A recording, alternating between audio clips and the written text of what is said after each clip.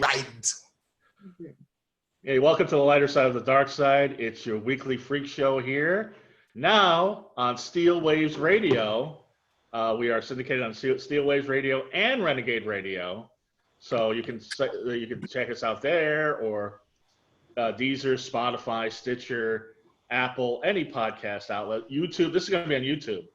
So this is probably going to be your first YouTube video in a long time, Steve. Oh, YouTube. Hey, I'm on Kenner Gibber Show. That's how old I am. So. Anyway, I am Dark Mark, the goth comedian, and joining us here virtually, because we have to social distance ourselves, is Hannah Bach. Hi. And everybody's favorite vegan heavy metal DJ. Hello, hello. How's your week been, Hannah? I don't know. It's like my days are just melting into each other. So I didn't even know it was Wednesday when I woke up. I didn't know what day it was. Okay. Yeah, Did you get rid of that neck tattoo, or what happened there? Yeah, I'm not gonna get it.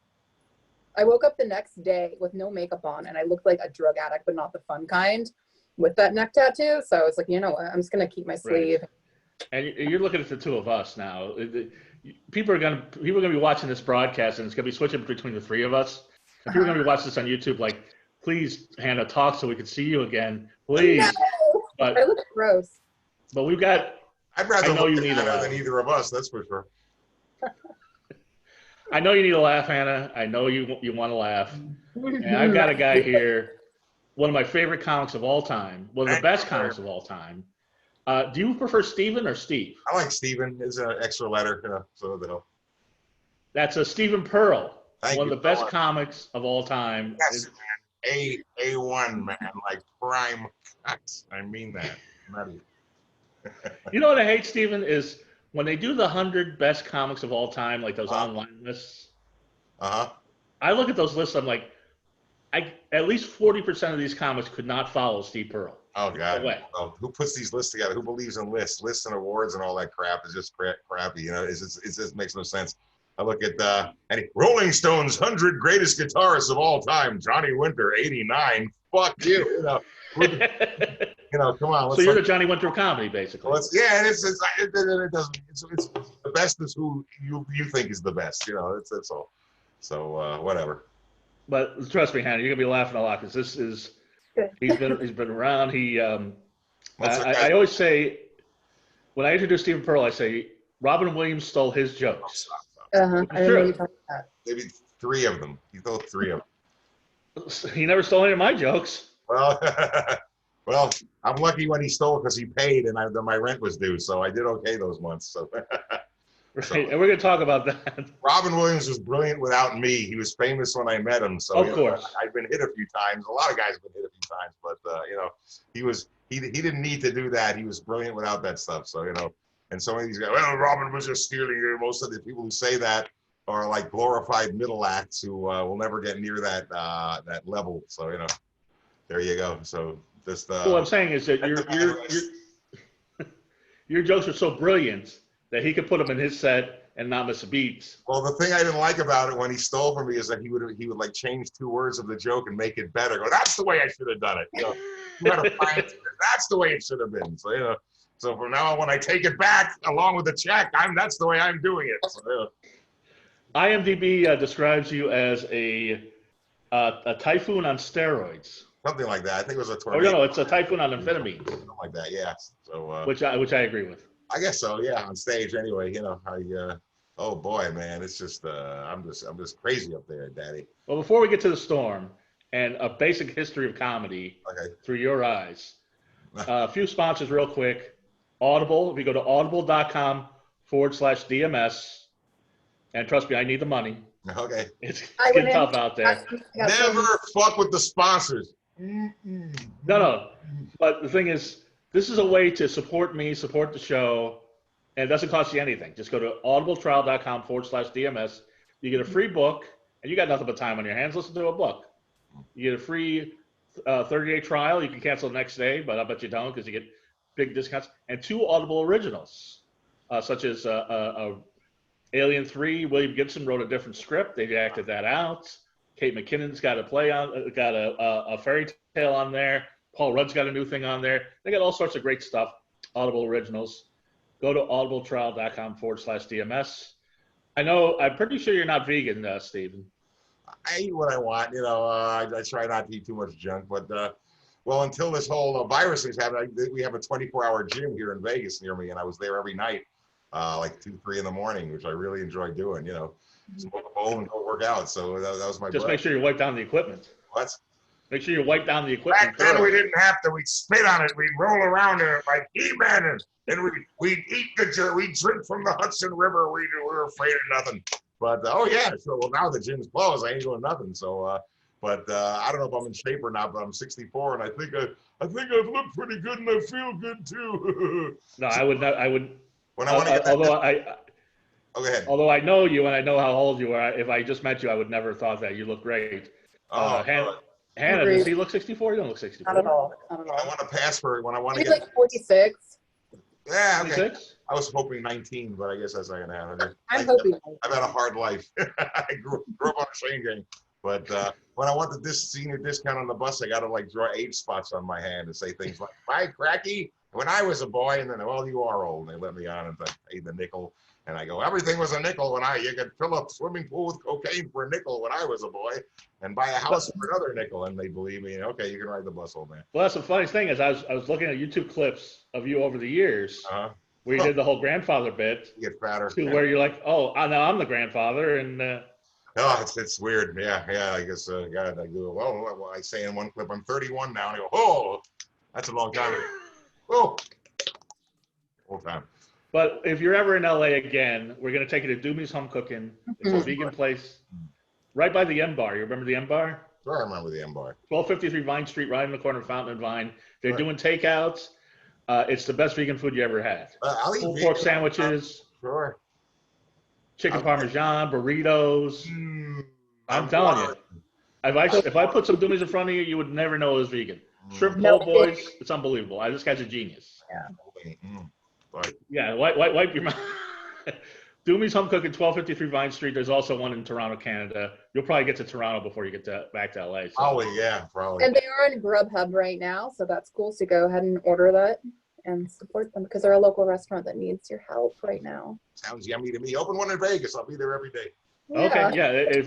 And if there's anybody doing worse than comics, it's people, restaurant owners. So try to support it. Yeah, proud, so. Also, we're sponsored by Hustler Hollywood. There'll be a link in this show for 20% off anything at Hustler Hollywood. Oh my. And also Spy Associates. Now's the time to spy on somebody. They got GPS tracking, bug detectors, all sorts of crazy spy equipment. It's like James Bond stuff. You'll love it. Another link in here, 20% off any order over $249. Also, now we have merchandise with our new logo on it. We got hats, we got phone cases, we got coffee mugs, we got everything. You go to TeePublic, put in the Dark Mark Show, and there'll be a link on this website. Please support us. Get some Dark Mark Show merchandise. We will have Hannah merchandise soon, but I'm waiting until I get a few more sales because I know you're going to outsell me 10-1, and I promise to give you all the money minus my nominal fee. So, hey, speaking of Hustler, Larry Flint walks into a bar. This is an old joke. All right, let's move on. I went for the punchline. That was it. Never mind. Oh, I guess. Well, get some more caffeine. Hold on. Of course, in Boston, we call you Doc Mark there. You're a little slow there on the draw there today. That must happen to you a lot where you're just so fast and these jokes are just coming so quick. Boom, boom, boom. I tell you, just one after another. When you see an audience, do you sense that they're laughing at 3 jokes behind where you were? Or? I sense they're waiting for the guy who comes on after me and in a hurry. So, get it over with, kid. No, I don't know why. I get up there, I get in a different zone. I don't know what it is. It just works most of the time. So I just get in there. I got to be quick. I like to come out of the gate just biting and kicking and scratching and screaming. So, yeah, but have you ever been like on the show and like there's a big laugh and you're like, oh, that was like 4 jokes back? Oh, sure. Yeah. And that's when I'm slowing down. So, in South Carolina, it's 37 jokes back. So if I get the laugh, usually. Yes. You don't hear heckling. You seem to have a bad time in the South. Oh, no, usually in the South, I've done what? In South Carolina, it was like you didn't hear heckling, you heard so, dance, boy dance. So Hannah, I will tell you that when I first moved to LA, I moved in with three other comics, and Hannah I think is offline. I don't know what's going on, but I locked my phone. I'm coming. I can hear you. Okay, well, okay. So when I first moved to LA, I lived with three other comics in a two-bedroom house. One guy had a futon in the living room. I had the garage. And one of my roommates, Julian Jones, did a show at the Improv. This was like the first week I was in LA, and the headliner of the show was this guy I'd never heard of, Stephen Pearl. And people were like, "Oh, Stephen Pearl, no way!" And I just blew me away. I was like, "It's just amazing." And the last time I saw you, you actually did one of my shows. And this was before you moved back to San Francisco. And I had a really good set, I thought. And then you followed me and put me right in my place. Okay. It just blew me away. Out of the way, youngster. Let me show you how it's done. Exactly. Yeah.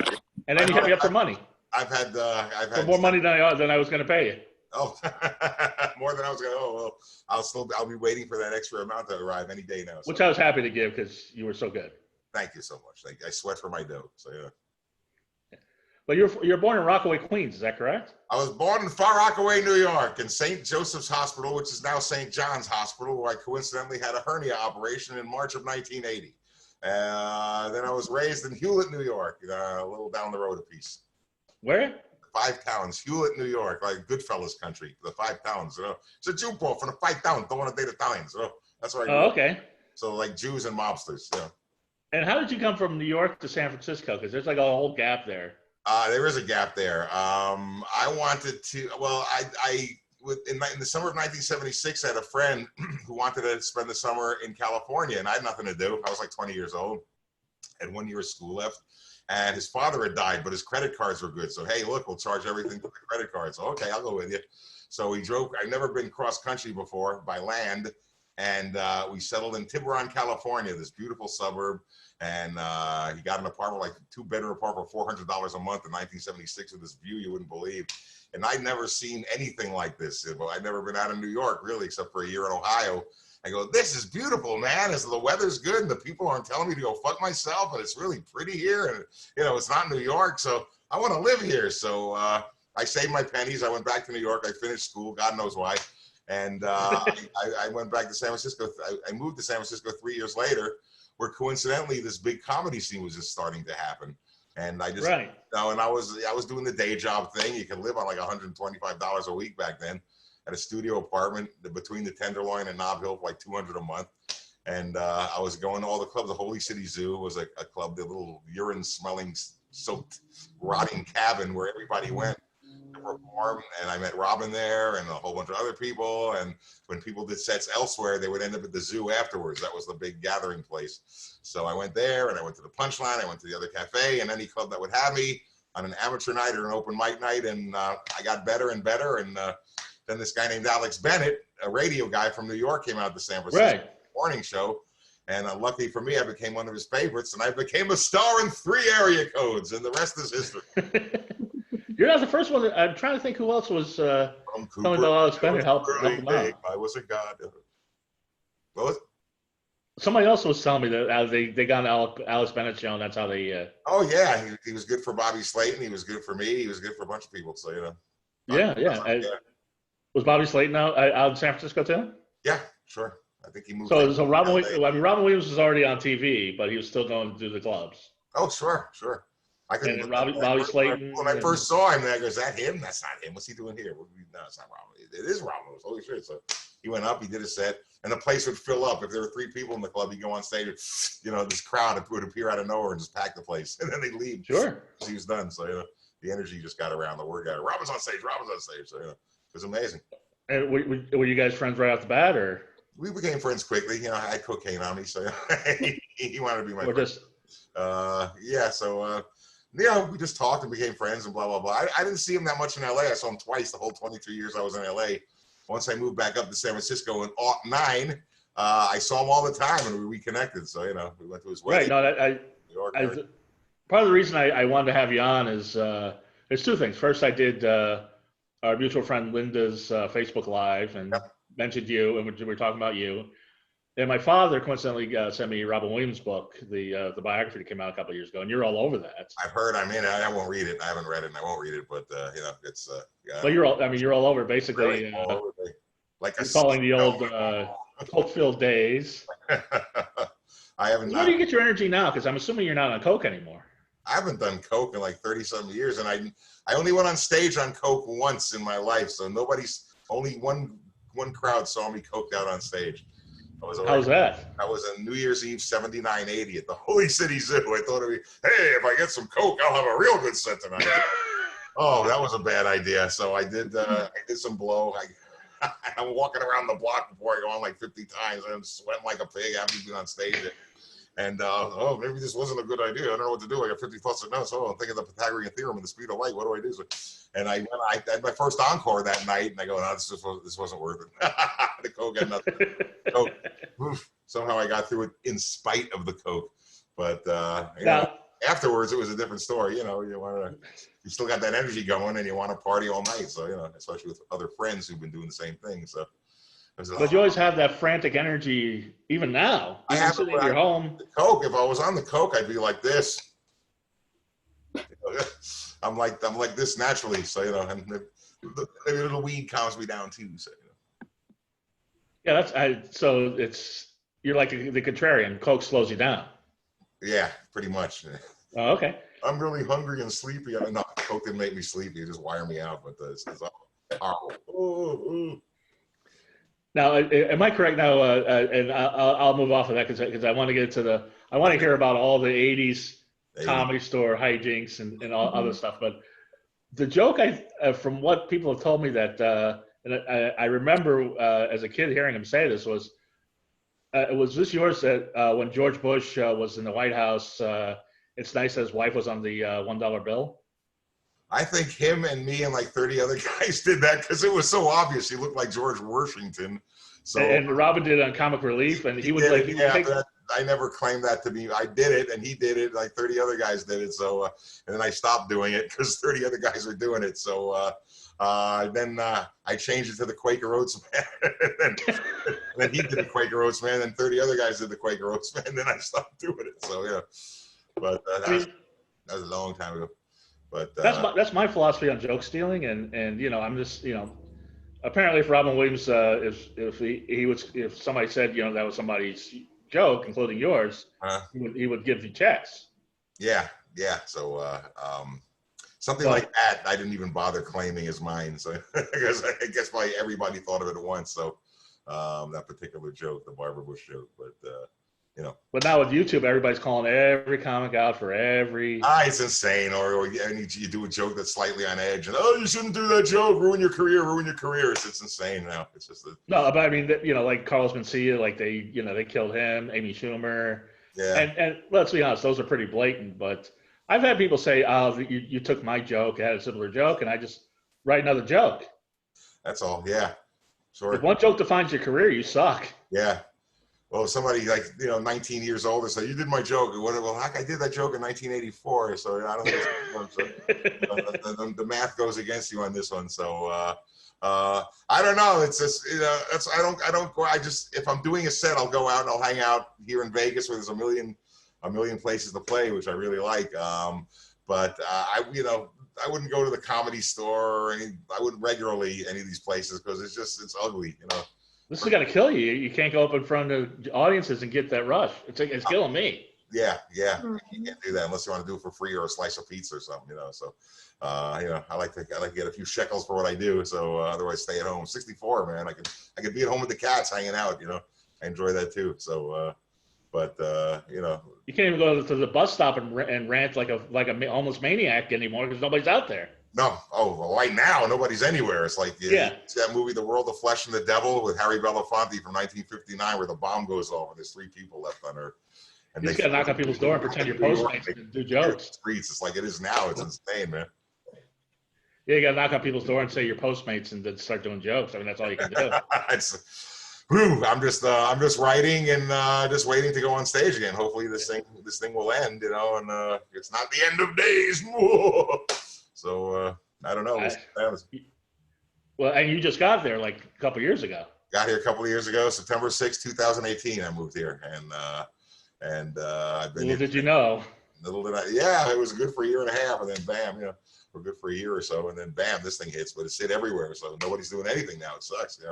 What can you do? I'm like, I knew I should have moved to Greenland. There's a good. I think the Greenland comedy is probably doing well. Yeah, the Mitzi Nanook's Comedy Igloo is doing very well there, and there's all kinds of things. Yeah, it's so cold here in Greenland. How cold is it? Yeah. Guys are playing hookers to blow on their hands. But I gotta tell you, it's cold. That's all. Now, did I read right that you met Lenny Bruce when you were 10? I did meet Lenny Bruce when I was 10. I didn't know it was him till years and years and years later. What, you guys have the same dealer? What? How'd you meet? Yeah, I was 10, man. I was moving on to the hard stuff from liquor make powder to, So, we were in California. We were living in New York. I took a trip to California with my parents, and when was it? It was like late June of '66. I just got out of the 6th grade. No, the 5th grade. And Mr. Stillman, a wonderful teacher, and we were walking along Fisherman's Wharf one day. And there were 2 guys there, and my father goes, "Oh, Professor Irwin Corey and blah, blah, blah." And there was kind of a slightly chubby guy with a beard just standing there. And Irwin Corey was really animated. Right. And, how are you, young man? Who are you? How are you? Don't say who are you. Say how are you? How are you? Who are you? And Lenny, I kind of shook his hand. It was kind of a clammy, it was just there. Irwin Corey was clammy? No. He was cool. He was like, hey, and I shook the other guy's hand, and it was kind of a clammy. Lenny Bruce had the clammy hands. Yeah, Lenny Bruce had that. And my father, he was playing the Fillmore that night. Bill Graham was putting on the show, and the opening act was a band called Frank Zappa and the Mothers of Invention. And my father went to see that show that night, and I didn't understand what any of that shit was, And I was in the 5th grade. I was just getting out of the 5th grade, and I was 10. But my father went to see the show, and he said later, well, there's this weird band that made these noises. Then this guy came on and mumbled, and he had a beard. There was the guy I saw had the beard, and he mumbled. And he didn't say much, and it was Lenny Bruce. I found out years later. I told my father about that day years and years ago, and he said, "Yeah, that other guy was Lenny Bruce." I go, "Holy shit, that was Lenny Bruce!" Yeah, and I thought it was a guy with a beard, and Lenny had the beard before he died. He was dead like within 5 weeks later or something like that. It was like near the end. But my father told me later he saw him in New York in 1960, and he was brilliant. And then he saw him that time, and he wasn't very brilliant. So. Frank Zappa. There you go. And there's a purple guy over there. Hannah's overcome with the story. So it's Frank Zappa, Irwin Corey, and Lenny Bruce on the same show? Well, I worked with Irwin Corey later on in 1985, and I brought that day up to him. I was never at Fisherman's Wharf. I was never with Lenny Bruce. Never. I remember. That was you. And I think I was told the other guy was Lenny Bruce. My father wouldn't lie to me. He was a nut in other ways, but he wouldn't lie about me meeting Lenny Bruce, and who I had no idea who he was till years later. So this hand, Irwin Corey was shook the hand of Lenny Bruce. I'll reenact this. Like, this is Lenny's hand. This is my hand. Hi, glad to meet you. Oh, I hate those. Ooh. I remember that. That was the first. You know who else shakes hands like that? I hate handshakes like that. Give me a firm one or just a fist bump. You know who else shakes hands like that, Steven? Who? Snoop Dogg. He has one of them nasty little rubber handshakes. Oh yeah, no, I just like. Oh, I hate that. Oh no, man. Didn't grip at all. I wouldn't. No grip, man. Rubber hands. Yeah, dishpan hands. Don't like it. Right hand, Hannah. You don't like they got to squeeze a little bit, right? Yeah. You can't have that gross, flimsy handshake. It's creepy. We don't want the vice grip, but we don't want the no grip either. Just right. No, you gotta have a nice firm handshake. Just come perfect. Work on it. Practice it. Yes. Not that hard. Man's handshake must be strong like bull. Exactly. I can attest to Steven's handshake is not clammy, and it's a nice shake. It's a nice firm one. Only when I get on stage it's wet because I sweat all over the place. Oh my God, I sweat it's like Oprah around a baked ham. I sweat, pal. I don't know. So you met Lenny like Bill Cosby on the witness stand, I tell you. Oh, you're like the real life marvelous Mrs. Maisel. Well, I'm a guy and I wasn't doing it in the 50s, but other from that, sure, we could be twins. Why not? Like she meets him and she's like, yeah, anyway. I don't know. Maybe not. The marvelous Mrs. Maisel in color on HBO. Don't miss it every week. Starring Ned Glass as the landlord. Oh, hello. Hannah, not only I want to get Hannah in this discussion because I know she loves music. Of And course I do. Stephen Pearl is so lucky. He saw Jimi Hendrix and Jim Morrison before they. Wow. Hopefully before they die. I saw Jimmy afterwards. When they were still alive. You Purple Haze, we made you. And he just kind of laid there. Yeah. I grew up in that era, and I was into music, and I lived in New York, so there you go, man. I saw the Allman Brothers do their live album at the Fillmore East in March of '70. Oh, very cool. And they were the middle act. Johnny Winter was the headliner with Rick Derringer. That was, they want $5.50 for that. What do they think I am, made of money? I was lucky. No, but... I saw Jimi Hendrix in '69 when I was 13, and the first time I took a little something, made him a little more colorful. I saw everybody. I saw the Doors and the Who was my first concert. The Who opened for the Doors in '68. Oh, that's cool. And I just saw everybody. I saw Janice. I saw everybody. So yeah. How was Janice? She was beautiful. I was in the 9th grade, 6 months before she died, and I thought she was pretty as hell when she sang. Yeah. Even Johnny Winter told me, man, when he had his way with her, she sang to him, and it made her pretty. And Johnny Winter, Hannah, I don't know if you know who that is, but he's an albino blues player, one of the best blues players ever. Incredible. I'll have to send you some. Yeah, send me a link. Oh, send her YouTube. Send her him doing Stranger Blues and Serious as a Heart Attack and You're Humbugging Me from the concert in Spain in '90. That'll convince you. If you like Stevie Ray Vaughan, you will fall. I do. Yeah. And turn on to Edgar, his younger brother, also albino, coincidentally, playing. Because we had a blues guitarist from Chicago on who jammed with Buddy Guy, and she didn't know who Buddy Guy was. I sent her some Buddy Guy. She's like, "Oh, he's great." So Johnny Winter, you'll love him. Yeah. Oh, my grandfather, if you know who he was. Check out his brother Edgar doing Harlem Nocturne on with Leon Russell on YouTube, and that'll convince you. That'll just show you everything. I can't even talk about it. Just you'll see. Well, you got to become good friends with Johnny Winter. He's one of my best friends. I miss him every day. Great guy. And you opened for him, didn't you? I opened for Johnny. Yes, I opened for Johnny several times. In fact, 3 months before he passed away, we had the best hang in the world. I opened several shows, and me coming on stage and my hero Johnny Winter. That was really funny. That was great. That made me feel good. And on his day off, I gave him an 8-hour tour of San Francisco in my car. So that was a good last hang, And 3 months later, he ascended. So there was good closure there, although I didn't know it at the time. But Johnny was amazing. Played Woodstock. He jammed with Hendrix. Muddy Waters called him his son.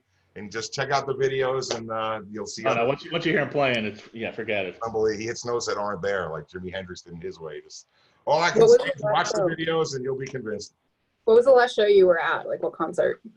Music concert? It was probably Johnny, yeah. Probably, which was, God, I don't go to too many music shows. I had to do more. Let me see. Because whenever Johnny was in town or Edgar, I traveled with them, and and they were my favorites. So I know I've seen other people. I can't remember. My mind is blank. So you grew up and you got to see so many iconic people, music. Yeah. How do you see people today? It's just nothing. There's nothing today. There's nothing. Yeah. It's an intermission. Yeah. Intermission with people either talking or singing. So there's what was the last band you liked that just came out? That came out. Who? Yeah. What was the last new band that you liked? Magic Slim and the Teardrops. Johnny liked them, and that's a while ago though. So I'm trying. I don't follow anybody. The Ramones was the last band. Ramones, okay. I love the Ramones.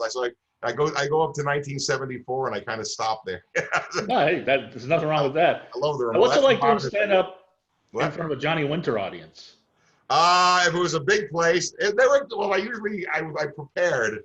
I had a Johnny t-shirt on. I had my stage pass dangling from me, so everyone could know I was connected with him in some way. And I just fucking hit him hard, man. And I did well. And I was surprised, but even Johnny told me, Steven, you're about the only comic that ever opened for me that didn't come off the stage crying, man. Because guys would throw things. Johnny Winter fans are notorious. They want Johnny Winter, man. Oh, sure. But I just hit him hard, and I did well. I was thank you, so for the God. Well, what other bands have you opened? What was the weirdest band you opened up for? Depeche Mode in 1982. Remember Depeche Mode, whatever they called. There's Depeche Mode. Depeche Mode, yeah. Kind of. So you opened for Depeche Mode? Yeah. It was like Jimi Hendrix opening for the Monkees or something. It was weird. Yeah, you got to depress the crowd there. Like cheesecake clams on the same plate. It was and I had long hair at the time, and this was like the new wave when everyone had those spiky hair and everything. And I did not fit in at all. And I just did I underwent taunts for about 15, 20 minutes. They didn't bother me at all. And I threatened to push the guy's keyboard over just to piss the audience off. You want me to push this off? I'll do the whole show. I don't care. And get off of here. Thank you very much. I earned my $60. Good night. Those are the good old days. And then I even wore a tie for that one, those bastards. and then just can't get enough. I just can't get enough. That's what we've been waiting for. I couldn't even name one of their songs. I don't know if it was after the Ramones. I don't know. So what were you like in grade school? Were you the funny kid or were you quiet? I was like the class heckler. I used to heckle the class clown and get him kicked out of the class. I was a cartoonist. I drew cartoons and I draw cartoons and pass them around. And I'd pass them to the kid I didn't like, and I'd make him laugh out loud, and he'd get kicked out of the class. I was the class cartoonist. What about you, Mark? Were you funny when you were young, or was I what? Mark, like, were you the class clown? What were you when you were in grade school? No, he heckled the class clown. No, you. Which is me? You, right over there. I was kind of in that boat too. The class clown was always like some popular guy that was kind of funny but not really funny. I'd be like a sniper. I wouldn't joke around all the time, but when I did, it hit. Yeah, I knew just when to do it. Class sniper, I like that. Yeah. So I was a class clown sniper. Class clown was school funny, but he wasn't real funny. Yeah, the class clown was always goofing around, but hit and miss. Me, I was just like, if I saw an opening and the teacher was doing something, bing, and the whole crowd, the whole class went nuts. Yep. Yeah. Did you ever get sent to the principal's office, either one of you? Junior high a couple of times, but no, I was usually a good boy. I got other people in trouble, and I usually skated away. Mark, did you get sent to the principal's office? My history class in 10th grade, I got the highest grade in the class because I've always been into history, but the lowest citizenship grade. So they had A, B, C, D, E, and F. And citizenship, they had unsatisfactory was satisfactory. So they had 5 letters. So I got an AU, which is very rare. But I called the teacher by his first name, so I really was asking for it. Steve, I got a request. Who calls the English teacher daddy, old dark Mark? The clown. No, Yes. Jim Morrison doing the Brady Bunch thing. Oh my God, I'm not doing the fall because I can't do that anymore because I'm too old. No, don't do the fall, just the voice. Okay, I'll pretend to do okay. Jim Morrison doing the Brady Bunch theme. I hope I remember this. Here we go. Till the one day the lady met this fella, lizard, cemetery, blood. All of them had hair of gold like their mother. I want you. Ah! Here come the cops. All right, arrest that boy. And don't let him take his penis out this time. Thank you very much. Oh, Thank you. I saw him do things like that. applause break, Thank virtual, but social distancing edition of applause break. Distancing. All of you. So you became the man, really the man in San Francisco. You were in the early '80s, late '70s, early '80s. You really you were in that scene, and everybody was you. I mean, I guess Robin was the king, but you were like the I was the Jack. You're the Jack. Yeah. Now, I hate to bring this up, but what brought you to LA? Oh God. I had a very strong desire to have my dream sharpened at the edges and shoved up my ass sideways. So that's why I came to LA. I could only go so far in San Francisco. The scene was starting to fade a little bit. Right. And what's the next step? You got to go to New York or LA. Well, I came from New York. I didn't want to live in New York again. So, okay, I go to LA. And luckily, Sam Kennison, who I worked with up north, said, come to LA, I'll get you into the Comedy Store. And I came to LA in December of '86, and I couldn't believe he got me into the Comedy Store. He grabbed Mitzi. Mitzi would never watch the auditioners, and I had an audition set up. Right. You know, it doesn't matter. She's not going to watch me. And I went up and Sam dragged her into the room, cornered her in the seat, made her watch me. I did like 3 minutes. I had a kick-ass set. Thank you. And he told her something like, you know, you make this guy a paid regular or I'll burn this place to the ground and fill it with cement or something. But she told me right there, I want you to move down here and be a paid regular. I go, okay. So I did a lot of work up north, and I didn't come down till June 24th of '87. But I said, yeah, sure, thanks. You know, so I went up north. I did a bunch of work, saved some money, came back down in June, moved for good, or for 22 long years, and I was in LA ever since. And the first 6 years was fun. The first 6 years was good. Yeah. Then it wasn't so much fun. Then it was a living hell. Ah! But that was the 80s, the legendary 80s comedy boom, where comedy clubs just started popping up everywhere. Yeah, it was amazing. And what was that like? I never had to leave town. This was in San Francisco. I didn't have to leave town at all. I went on the road once a year because I wanted to. Because just you know, I wonder what it's like in Austin. You know, so wonder what it's like in Spearfish, South Dakota. Let's go there this year. But there were just so many gigs, man. You do like the Punchline for like 4 days, and then there'd be a one-nighter in Oakland, then there'd be a one-nighter in Cupertino, then there'd be like a two-nighter in Burlingame, and they all paid well. And I go on Alex Bennett show and I plug and it would fill up and I get a percentage of the door, you know. But, hey, nowadays you get a percentage of the door. It's 2 hinges and a knob, but you know, it just worked. It was huge then. The comedy boom was just huge, and I was lucky to ride the wave. I was in the right place, right time. You know, I think I was talented enough, so it was made a lot of good friends, and it was a good adventure. Well, it lasted. So can I cash my food stamps here? Well, I mean, that was the time in the Comedy Store we had. What? Yeah, Kinnison was becoming a star. Dice was becoming a star. Jim Carrey's becoming a star. You know, Roseanne was getting the show. Like all these people. Sure. And you're right. I mean, you're just as funny as any of them. I had no problem following it. My first week at the store, and when she took me in late '86, I had to follow Pryor 3 times in 1 week. So she was testing me, boy. So right. Woo! But I went down in flames the first night, but I did well the second 2 nights. So, but I'm going, wow, man! I'm going from San Francisco to a bunch of really funny but fairly unknown people. Here I am, like following Richard Pryor on stage. Oh, this is the real school. This is amazing. You know, it is incredible. So, and I'm sure half the crowd walked out after his set. They stayed, but they stayed to stare at me the first time. But second time I went, wow, I feel like Pat Boone following Jimi Hendrix at Woodstock. Whoa, purple haze. And they laughed, and I had them. So, and I did that the third night, and they got them on my wave, so it worked. But it was amazing. You know, here I am in this room where Richard Pryor's going on, and Sam Kinnison's going on, and you know, Roseanne's going on here, and Dice is going on here. Whoa, man, this is cool. And all the milk and cookies backstage, I'm sure. Yeah, lots of milk and cookies backstage. Powdered milk. Carnation powdered milk. I was going to ask you, how come you never became on Monday? I didn't get to sleep till Thursday. Because I know you got a lot of Sam Kinison stories, but how come you never became an outlaw of comedy, quote unquote? Thank God I'm still alive, man. My hair's not white. God, I didn't want to. I danced on the edge of that circle without getting in it, because if you got too close to Sam, he'd fuck you up. You know, he like to fuck people up. So yeah, the closer you got to him, the more he seems he fuck you up. So no, I was close, but at a kind of safe distance. You know, nothing bad happened to me. So I was blessed. Yeah, my guardian angel Vito was watching out for me. And then, I mean, the other people, I saw a clip of you at it was about the Montreal Just for Laughs. Yeah.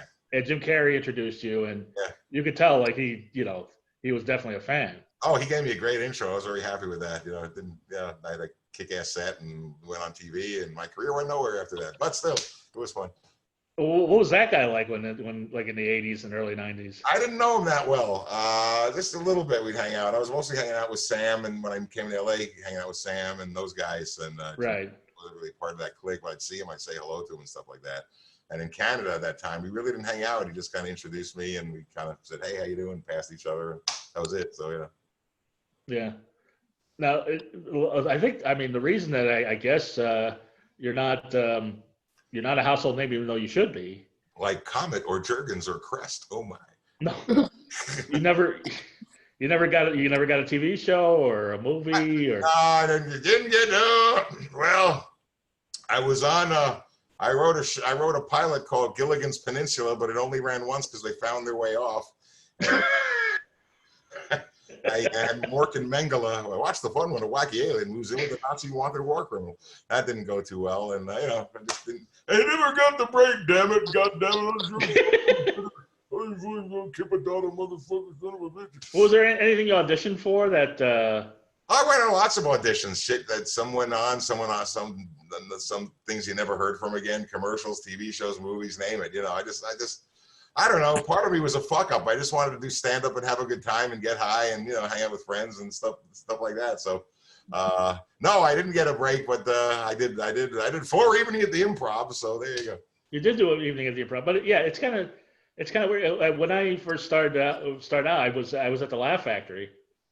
Now I told the story before, but Jamie came over. He saw me. He's like, "Buddy, you got a lot of talent. You're very funny, but you got to get your act for TV. You don't want to be like a Tom Dreesen." I'm like, "What's wrong with that?"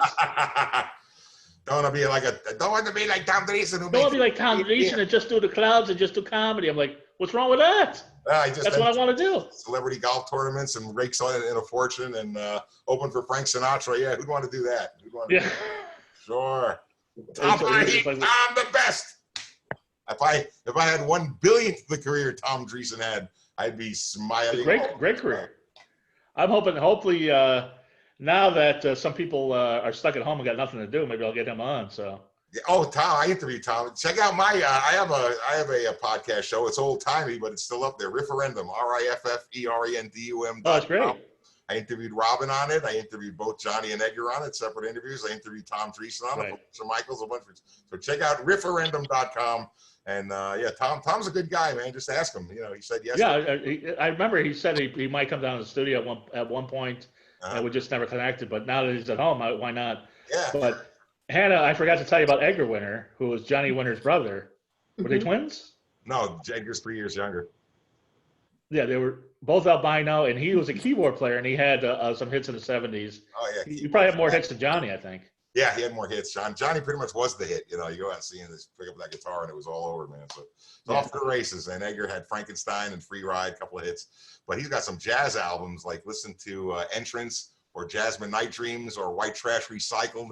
Woo! They didn't sell a lot of copies, but that's just among the best of the best music ever. It's super music. Yes. It's like there's James Dean and Brando. This is like the James Dean and Brando of music. It's insane.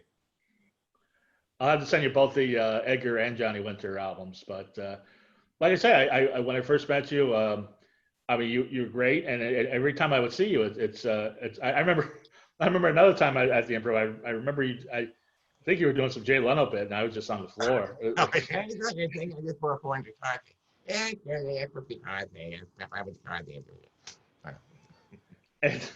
I don't know. I just at some point, comedians just started. Did they always hate Jay Leno? I mean, I met him once, and he was nice to me. I met him like twice, and he seemed like a nice fellow. I guess if somebody, you can tell when somebody's doing well, because when everyone else starts hating him, then they're doing well. He's a nice man. He wants to. I know he's doing well. So he's just like, that's because he's corporate and straight, and appeals to the suits and everything. But I don't know. He's a talented son of a bitch, and if you ever see him in concert, he's one of the funniest people around. So you can't knock success, and you can't knock talent. So what the hell, No. Well, I think the theory is that he never really broke too many comics on the Tonight Show. Mm-hmm. Well, like Johnny did. You should have more unknown people on, like me. So but I was a Letterman fan all the way. I never watched Leno, so it was like Beatles or Stones. I picked my side. So. What do you pick, Beatles or Stones? Well, both for that, When it's Letterman, Leno, I pick the Stones. When it's Letterman, Leno, I pick Letterman. When it's Beatles, Stones, I say both. And they say, you got to pick one. I go, bite me, both. What about you, Mark? Beatles or Stones? Oh, always the Stones. I'm the one person that we talked about this. I'm the one person that doesn't like the Beatles. And I like the Beatles. Really? My mother played it so much when I was a kid that I just got desensitized. Yeah, I had a friend who was in the Beatlemania show years ago, and I visited him backstage. And before the show and after the show, they're playing Beatles music backstage just so they can stay in that frame of mind. And on stage, they're playing Beatles. And do you ever get sick of this? He goes, I can't allow myself to get sick. I do. It's great music, but if you hear it over and over and over and over again and nothing else, it'll drive you nuts. So, but I can't let myself get sick of it. So, Well, some people do get very offended. Like, I don't like Johnny Cash, and nor do I like the Ramones. And people just freak out over those little guys. Yeah. Well, it's personal preference. Yeah. But I will say I've never seen anybody dare to heckle Steve Pearl. It's happened. When was the last time you were heckled? I was in Let's see. I was in South Carolina? probably, yeah, South Carolina. Yeah. The girl was drunk and she kept walking towards the table, knocking people's drinks over. And then she had like this manifesto of why she didn't like me. And Wow. and it just wouldn't shut. And like the crowd was just like noisy and broke into different discussion groups. And there was no way I could win them back. So I called her that word and they shut the show down and they paid me all my money and I flew home the next day. So You called her the C word or the B word? the C word. Okay. Because that's what she was. Yes. And I asked for her phone number so I could call her every day and call her that name just so she remembered what she was. So, Oh, that's awful. yeah, But no, she shouldn't have heckled. she said it wasn't even a heckle. It was like this manifesto. Why? And another thing why I don't like you is that. And she go to the back of the room, knock some drinks over. Then a minute later she come back. Yeah, I can't win this one.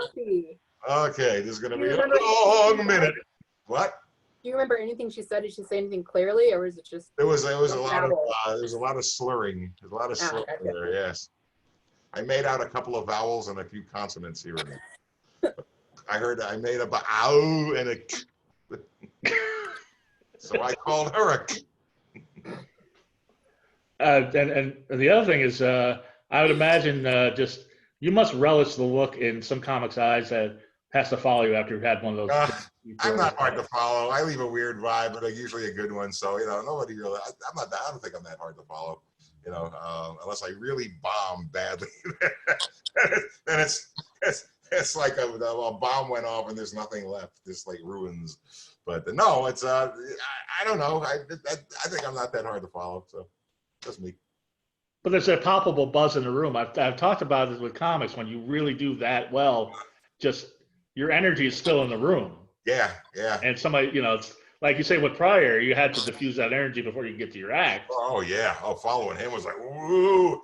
You're walking into this force field when you follow him. It's just insane. And I told comics that, and comics are like, I don't know what you're talking about. I'm like, you must not be that great. Never had that happen where there's a buzz in the room after your set? Oh yeah. It's a good feeling when you do that. But do you think comedy can be taught? Seriously? Maybe basics, but don't hold the mic like this, but no, I just got to keep doing it and doing it. And most people who teach can't do, so that's why they teach. So I just say just go out and do it every night, and you'll know soon enough if you're good or not. Or some people are just delusional and so they think they're good and they suck, and they've been doing it 30 years. So who knows? Because until the bubonic plague of the 21st century, everybody was doing comedy. Like my dry cleaner's doing comedy. Everybody's doing comedy. Yeah. It reminds me of, I wonder if they had the bubonic plague if court jesters had their gigs canceled. Oh, great. They were on quarantine. Had some new jokes about the king. But I don't know. Just something I think about. What was the question? People think it's easy. And when you do it, you make it look easy, but I know it's not. It's not easy, but when you're doing it 43 years, it is kind of getting a little easy. So you got to make it look smooth. That's one thing I learned from Robin and Jonathan Winters. Kind of make some things look like you're making them up on the spot, even if you've done it 50 times, because it keeps the energy fresh and it keeps you fresh doing it. And also, it can also lead to adding to an old joke and adding new things to it. So And how do you do it? Branches. Finally got to it. How do you do it? How do you make all these jokes? How do you make a joke that you've been doing for 30 years look like it's right off the top of your head? Because I've seen you do it. I do it. I still get it. Because I'm too lazy to write. How about that Jimmy Carter? Boy, he has some teeth. You have to have fun doing it. You still have to have fun. And I still enjoy being in front of a crowd. There are nights I'd rather stay home. I'm older now, but I still love getting in front of a crowd. I never got tired of it. I talk to friends of mine who are my age. And I go, do you enjoy doing this? Because I really don't enjoy doing it anymore. I go, well, you look like you enjoy doing it on stage, because I still enjoy doing it. So, but they know how to pull it off. If they don't like doing it, it still looks like they're having I'm not going to say who these people were, because they're really funny. And, you see them and you go, oh, well, he's having a good time on stage. But I just enjoy it. I will never get tired of it. I just enjoy getting on stage. Even if there's two people, if they're laughers, I'll give them everything I got. So, I just enjoy it. Because towards the, like I say, when you did my show, you were pretty fed up with LA. You almost were talking about getting a day job, which I was talking about looking for a beam to hang myself, man. I hated LA. I couldn't take it by then. Oh God.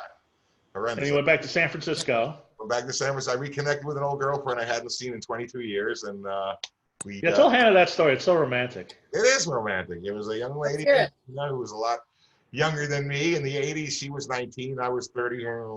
And we had a really nice relationship, very loving and physical and everything. And then I moved, and we just kind of lost contact with each other. And then I always thought about her. She was like, I've been with some women who were really nice, and I've been with some women who were Satan's daughters. But this one, was the one I kept thinking about. And every year I would look for her on the internet and I get nowhere. And one year I found her. And this was like my last time in LA. I lost my apartment. I was staying with friends. Like I was ready to fucking hang myself. I hated LA by then. I was probably not a very fun person to hang out with. And I found her on the internet. And I sent her, there's an address and a phone number. I called the number. It was a guy answering. I go, fuck, she's living with a Teamster. But it turned out to be the wrong phone number. But the address was right. And I wrote her a letter. Hi, this is Stephen Pearl. Maybe you remember me from the 80s, blah, blah, blah. 2 days later, I get a phone call. Yeah, it's me. Call me. I'd love to hear from you. So I called her up. We spoke for a few hours. And she said, come on up here. You know, I'm not married or anything. I'd love to see you again. So we kind of picked up where we left off. And then I just came back to LA to get my stuff. See you later. And there is no prettier sight than seeing LA disappear in your rear view mirror. Oh, man. That's better than looking at Jane Mansfield's titties. I know the feeling. And I was with Nina for 10 years, and she came down here, and we're still, I guess we're still together, but she can't live here. The air here fucks her up, and she ended up in the emergency ward 3 times. She couldn't breathe. Can't breathe Nevada air. So she's still in California, and I'm down here with the cats, but I'm not moving back up there. So here, that's where it stands now. I was going to say, the second time around, San Francisco, how did the comics, I mean, were there still comics that you were working with before that were still there, or there's a few. I reconnected with Robin. You know, he was all over the place, but he's pretty much living up there, and that was good. And I was with Nina, and that was real good. And I saw some friends. My friend Al Cleathan is there, and Mike Pritchard is there, and Robin and Robin's assistant Becky was there. She's moving to Atlanta come spring. Everyone's moving out of there now. But there were some friends of mine that stayed there, and there really wasn't much of a scene. You had the Throckmorton Theater, which was great. Robin was there pretty much every Tuesday hanging out or going on stage. And there was always something going on there on Tuesdays and a few other places. But no, it wasn't like the 80s, man. There was really no scene there. So it was just a nice place to be. That wasn't LA. It wasn't LA, and that was good enough. So. Now, did the younger comics know the legend of Steve Pearl? They do here. I can't believe I go to a place. In Las Vegas? They treat me like it's Frank Sinatra walking in. That's Stephen Pearl. Let him in. Hey, gotta get your drink. Well, I get a lot of respect here. I can't believe it. You know, I didn't think. Did you do Vegas a lot in the 80s and 90s? No, I did Canada a lot in the 80s. But they know who the younger people know who I am. I guess I got maybe they read the Robin book, which I'll never read. But I don't know. They know who I am. And I'm sorry. So you're on Mark Maron's podcast, and I did Mark. Yeah, that didn't hurt. So yeah, they know who I am. And Robin gave me a mention when he was. And Robin Williams, yeah. So that was nice. That didn't hurt. The Robin factor doesn't hurt. So you know, but they know who I am. I'm surprised. They know who I am, and B, think, hey, some broken down old man. We're the future. You're the past, old man. Everybody's cool here. And the thing I like about Vegas is, like, old Jews go to die in Miami and old comics go to die in Vegas, and I had a choice, so I came here. So you know, there's a lot of gray hair on stage here.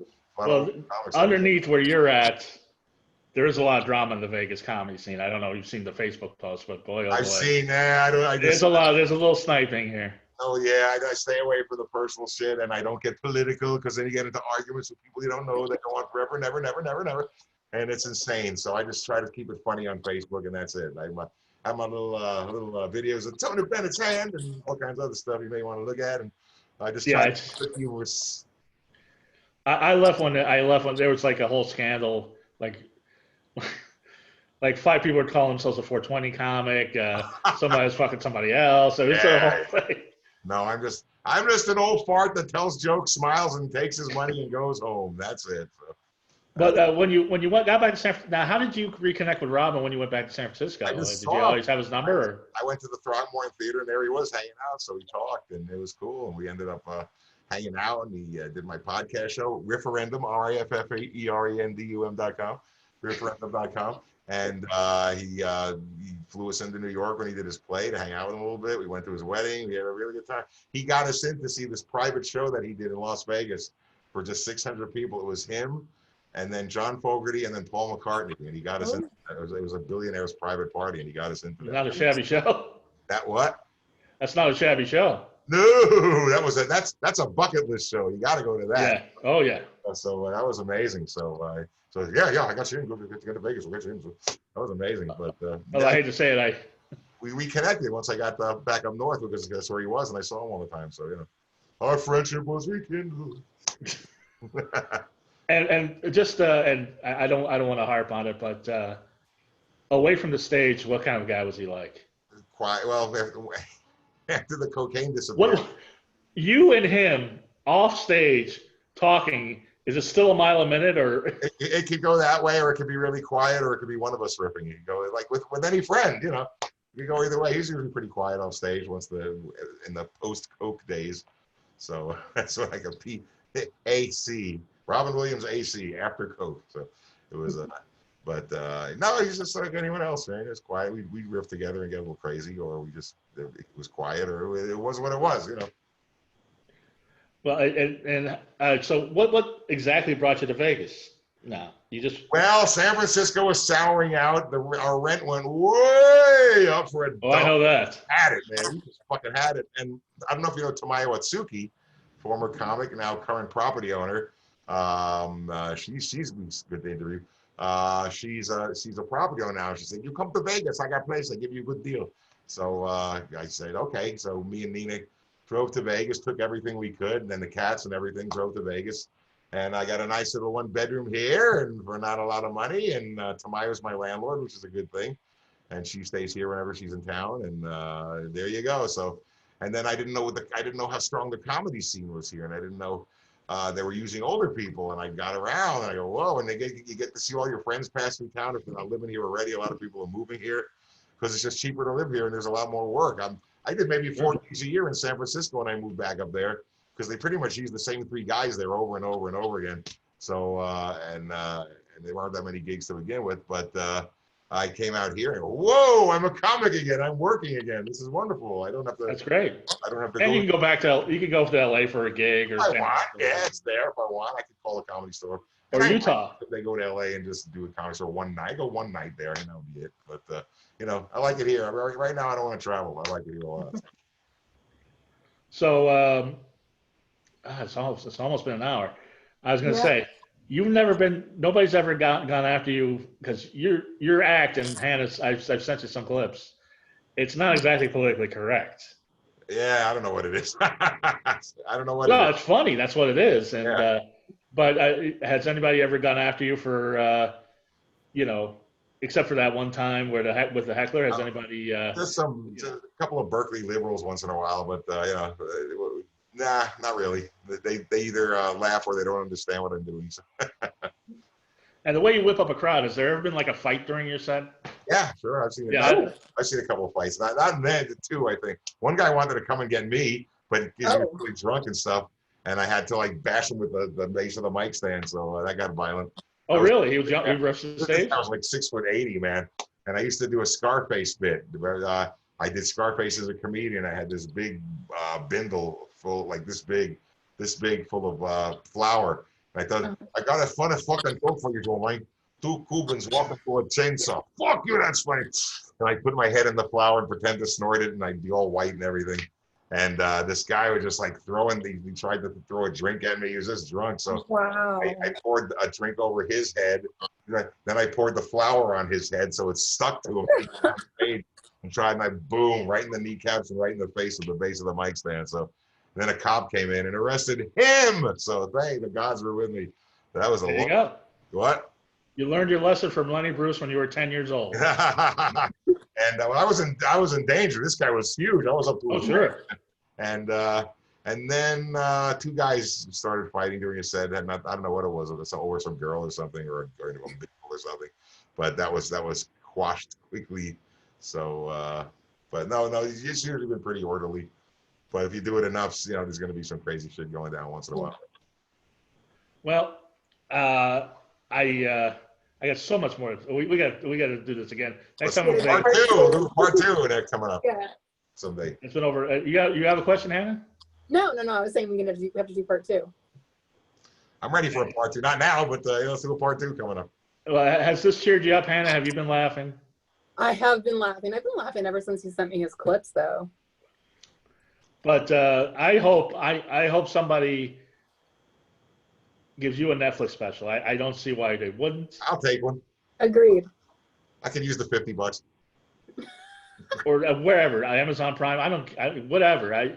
I love seeing you. I've never seen you for an hour, but I know it's amazing. And Come to Vegas. Come to Vegas once this thing is over. This is. Oh yeah, no. I definitely, yeah. Well, when this is over, hopefully we'll be doing shows together when this is over. Sure. Come But it's a shame that and why wasn't there? Why was there never an HBO special or a Showtime special for Stephen Pearl? I don't know. Why wasn't there one for Bruce Baum? Why wasn't there one for Denny Johnson? Why wasn't there? There's a million guys who should be household words. It just doesn't work out that way. Show business life is unfair. Show business is more unfair. We must deal with it. That's all. I could be a bitter old fuck, but I'm not. I'm enjoying every day of my life. There's so many guys I know who aren't here anymore. And I'm just enjoying every second. I'm 64, man. I could keel over any second. So I'm gonna. Don't say that. Yes. Well. I can't top that. Steve, anything you want to plug? Anything? Is there any besides the podcast that you plug? Check out the podcast, referendum.com, RIFFERENDUM.com. Interviews with Robin Williams and Johnny Winter and Eddie Winter, Tom Dreesen and Felicia Michaels and Carrie Sell and all kinds of good people. And check me out on Facebook and my Tony Bennett's hand videos because Tony likes to swing. And stream your album on Spotify, Deezer, and other places. Not only your album, but there's a trucker album with you and our mutual friend Joey Gaynor. Yeah, one of those big Dunlop projects that we needed the money. I guess the truckers really love you. God bless all the truckers, goddamn. Yeah, Stephen Pearl Talking Trash. That's the album. Oh yeah, that was the one that was all me. Talking trash. That was a fun. That was what, 2003? So you'll be 1964. That was good. 2004. Came out the same week as Meet the Beatles, so it kind of overshadowed me a little bit. Oh, my phone's dying, guys. I'm so sorry. Come back, Hannah. Come back. Hannah, we're wrapping it up, but Steve, thank you for being on the show. Thank you, Dark Mark. I hope you had fun. Had a great time. Stay safe. You stay safe too, my friend, and let's do a part two soon. Yes. I definitely hope to see you soon. I hope to be in Vegas very soon when they open the casinos and everything else, and there's comedy. Cool. And now I'm going to tell you how the Jews control the weather. I'm back. I was going to say, hopefully they'll get Shakespeare in the Park because you do Brooklyn Shakespeare in the Park. The bee or what? Brooklyn Shakespeare. Oh. Anyway, everybody, I think Hannah signed off. I'll go to Hail Hannah Bach on Instagram, Stephen Pearl on all social media, Goth Comedian on all social media. Have a wonderfully creepy week, everybody. Bye. Bye. Thanks so much, Steve. That was so much fun.